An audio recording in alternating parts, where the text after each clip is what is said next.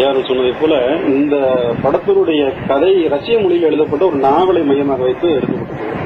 ஏற்கனவே அது ஆங்கிலத்தில் ஒரு முறை படமாக ஆக்கப்பட்டிருக்கிறது. இருந்தாலும் கூட ஜனநாதனை பொறுத்தவரை தமிழ் சூழலுக்கு ஏற்ப அந்த படத்தை வடிவமைக்க வேண்டும், அதிலே தான் சொல்ல வேண்டிய கருத்துக்களை எல்லாம் சொல்ல வேண்டும் என்கின்ற அடிப்படையில் இந்த படத்தை தான் பார்க்கின்றதுல தனக்கு பிடிக்காததையெல்லாம் அவர் ஒதுக்கி இருக்கின்றார்.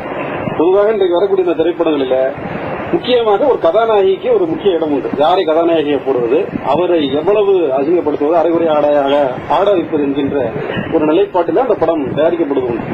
இந்த படத்தில் பொறுத்தவரை கதாநாயகி யார், ஒரு பாத்திரத்தை மட்டும் லேசா அங்கங்க அப்படி லேசா கொண்டாந்துட்டு போறாரு, அவ்வளவுதான். அது வந்து ஒரு பெரிய கதாநாயகியா ஒரு கனவு தேவதை அப்படி இப்படிலாம் அதெல்லாம் வந்து காட்டல கொள்ளல. அவர்களை பார்த்து சொல்லிருக்கீங்கன்னாக்கா இன்னைக்கு அந்த ஒரு 4-5 பெண் பிள்ளைகளையும் அப்படியே காட்டி அவர்கள் போராளிகளாக காட்டி அப்படியே போய்கிட்டே இருக்கிறதா அந்த காட்சி அமைப்பு. கதாநாயகனுக்கு ரொம்ப எளிமைப்படுத்தப்பட்ட ஒரு காட்சி அமைப்பு, கதாநாயகிகளை அடையாளப்படுத்தாத ஒரு காட்சி அமைப்பு, கதை கருவை பொறுத்தவரையில நாம் எதிர்பார்க்கின்ற மண்ணுக்கேற்ற மார்க்சியத்தை போல படம் ஆங்கிலத்தில் எழுதப்பட்டக்கூடிய ரஷ்ய மொழியில் எழுதப்பட்டிருக்கக்கூடிய ஆங்கில மொழியில் எடுக்கப்பட்டிருக்கக்கூடிய படமாக இருந்தாலும் கூட நாம் எதிர்பார்ப்பதை போல இந்த மண்ணுக்கேற்ற வகையில அந்த படத்தை உருவாக்கி தந்திருக்கின்றார். பல செய்திகளை இந்த தமிழர்கள் பல்துறை சார்ந்த அறிவு நிறைந்தவர்கள் என்பதனால் அந்த துருவன் பாத்திரம் மூலமாக குறிப்பா சொல்றார். அது குறிப்பா காடுகளில் இருக்கக்கூடிய பழங்குடி மக்கள் எல்லாம் எந்த அளவிற்கு வானியல் சாஸ்திரங்களை அறிந்திருக்கிறார்கள் என்பது ஒரு சாட்சி சொல்றார். இன்றைக்கு வந்து பௌர்ணமி முடிச்சு 4வது நாள், சதுர்த்தி நாள், இன்னைக்கு அவ்வளவு சீக்கிரம் சந்திரன் வராது. அது ஒரு தனிப்பொறுப்பது. அது வானியல் அறிவை வளர்ந்து ஒரு விலங்கியல் அறிவை காட்டக்கூடியது மாதிரி சொல்றார். இது ஒரு யானை சாணம் போட்டிருக்கிறது, ஒரே ஒரு யானை மட்டும் வந்து போயிருக்கிறது, அதனுடைய சாணம் சூடாக இருக்கிறது. காடுகளிலே விலங்குகள் கூட்டம் கூட்டமாகத்தான் யானைகள் போகும், இங்கே அப்படி இல்லை, ஒரே ஒரு யானை மட்டும் வந்திருக்கிறது. இதுதான் காரணமாக அந்த யானைக்கு ஆபத்து அல்லது நமக்கு ஆபத்து. ஒற்றை யானை என்பது அந்த ஆபத்து. அது அந்த விலங்கை பற்றிய அந்த அறிவை அதில் பதிவு செய்திருக்கின்றார். பறவைகள் பற்றிய அறிவு இருக்கிறார். வவ்வால் கூட்டம் திடீர்னு பறக்குது. வவ்வால் இரவு நேரங்களிலே தான் பறக்கும். ஆனால் மனித சஞ்சாரங்கள் இருக்கக்கூடிய நேரங்களில் அது மீண்டும் பறக்கிறது என்பது அந்த ஒரு குறிப்பு. அதே மாதிரி பறவைகளுடைய புதிய ஆட்களுடைய நடமாட்டங்கள் இருக்கின்ற பொழுது அந்த பறவைகள் எல்லாம் பறக்கிறதை காட்டி அந்த பறவைகளை பற்றிய அறிவு அப்படியே பல செய்திகள் எல்லாம் அவர் பதிவு பண்ணியிருக்கிறாரு.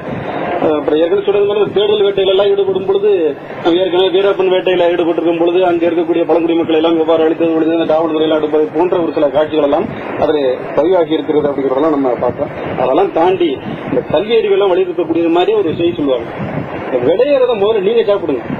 உழவு அருமையான விளையுயர்ந்த பொருள் எல்லாம் அந்த மலையில விளையுது. இதெல்லாம் உங்க பிள்ளைக்குட்டியை சாப்பிட கொடுக்க மாட்டேங்கிறீங்க. எல்லாமே ஊர்ல போய் விட்டு வரைக்கும் கண்டவன் சாப்பிட்டு கொளுத்து போய் கிடக்கிறான்.